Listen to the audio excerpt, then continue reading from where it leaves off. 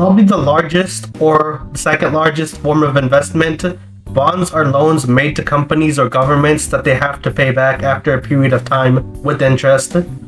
Investors like to invest in bonds because they are much safer. Since they are loans, the other party is legally obligated to pay back their debt. Companies like to borrow money when they are starting off or when they want to expand, and unlike stocks, they don't have to sell equity in their business in order to raise capital, which makes bonds the first step to raising capital. You might think large companies like Microsoft or Apple don't need to issue bonds as they must have a large cash pile they could use whenever for whatever, but that is actually far from the truth. Even megacorporations, along with governments, issue bonds. The first step for companies to raise capital is to usually borrow money through debt, and this is when they issue bonds. Why don't companies just go to the bank to get a big loan? Oftentimes the bank doesn't have that money. You can think of bonds as a crowdfunding bank. It is easier to find 1,000 people to lend you $1,000 each than to find one person to lend you $1 million. The way a bond pays you might be confusing at first, so let's use some simple numbers so it makes more sense. Let's say you buy a bond for $100 at 5% for 10 years. Every year, the company pays you $5 until the 10 years is completed, and now you can redeem your bond to get back your initial $100. Quick disclaimer, this is how most bonds work. In a previous video, I described how a different type of bond works. But in this video, I described how normal bonds work. In total, from this one bond, you would have made $50 after 10 years. $150, but $50 in profit. That 5% interest they pay you is known as the coupon rate, and the date you can redeem the bond is known as the maturity date. The dates when the coupon rates are paid are also known as the coupon dates, and the initial $100 that you will receive back is known as the face value. The bond paid back interest every year and then returned the original amount loaned after some time period. This consistent nature of bonds make them much more predictable and reliable than stocks. Before you buy bonds, you should be aware about the relationship between risk and reward, as in they are negatively or inversely correlated, which means as one goes up, the other goes down. The riskier something is, the more reward it will yield, and the safer something is, the less reward you can reap. Risk is a function of the borrower's ability to pay back. This makes sense at a basic level.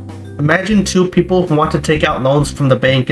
They have the same exact situation, except one of them also has an outstanding credit card they have to pay off.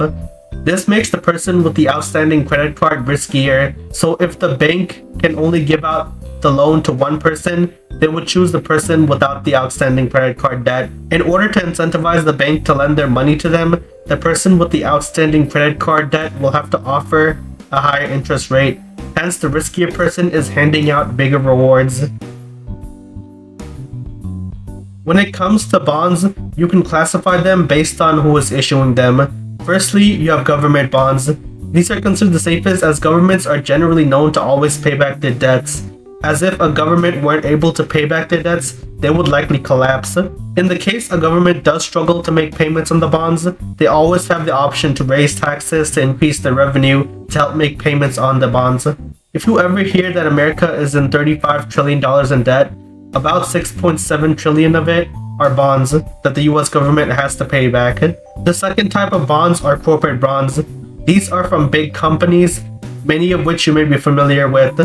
Unlike government bonds that are very safe, corporations technically have a chance to go bankrupt, so corporate bonds are more riskier than government bonds, but in exchange they have a higher interest rate. Lastly, you have high-yield bonds, or more commonly known as junk bonds.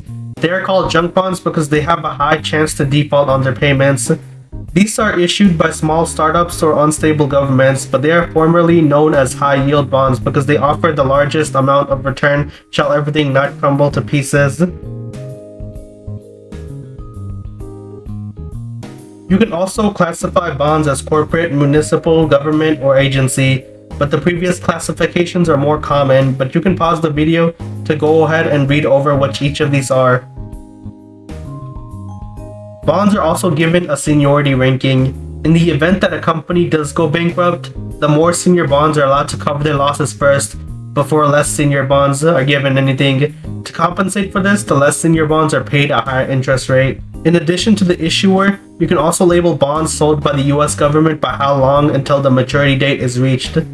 Bills are less than a year, the most short term. Notes are between 1 and 10 years, or mid-terms. Bonds are 10 plus year, or long terms. Longer term bonds have a higher yield than shorter term bonds. This makes sense because the shorter term bonds allow investors to reinvest their money after maturity to compound quicker, so in order to make long term bonds more attractive, they have to pay a higher yield. You can also sell bonds to other investors. The other investor pays you for the bond and receives future interest payments that you would have received. The interesting thing is, the market value of which you can sell the bond to other investors is inversely related to the current yield of bonds. As in, if you bought your bond for $100 at 5%, the current yield of the bond is 10%. You would have to accept less than $100 to make it work. And if the yield is at 3%, you could sell your bond for more than $100. This is because investors can now buy a bond at a higher interest rate than yours, so you will have to reduce the principal on your bond in order to sell it, and vice versa. If the interest rates were to decrease, this is called an interest rate risk. Also note that if a company cannot make a payment on the return of the principal, this is known as a default risk. There are many agencies out there that give bonds a ranking based on how safe of an investment it is. This rating can also change the price of your bonds. If a bond upgrades from a junk bond to a corporate bond, then you can sell your bond for a higher price, and if it downgrades, then the value of your bonds will decrease. This rating is usually given out as a letter grade rather than those earlier classifications, but the concept remains the same. There are some other type of bonds that are not as common, but they are unique from the regular bonds, so you should be aware of what they do. Zero coupon bonds are bonds that don't pay interest but rather sold at a discount and paid out in full at the end of their term. Convertible bonds are bonds that can be converted into stock down the line depending upon the stock price. Callable bonds, these are just bonds that a company can buy back if they determine they can get a better interest rate down the line.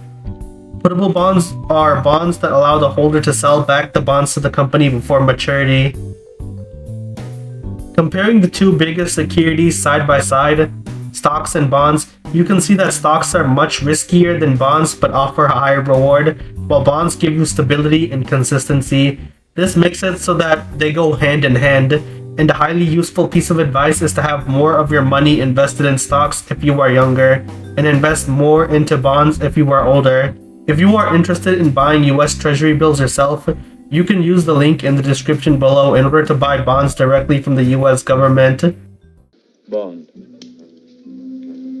James Bond. These are some basics everyone should know about bonds, but in the future I will go over more advanced concepts, so make sure you like, comment, subscribe, and hit the notification bell to stay notified when those videos drop.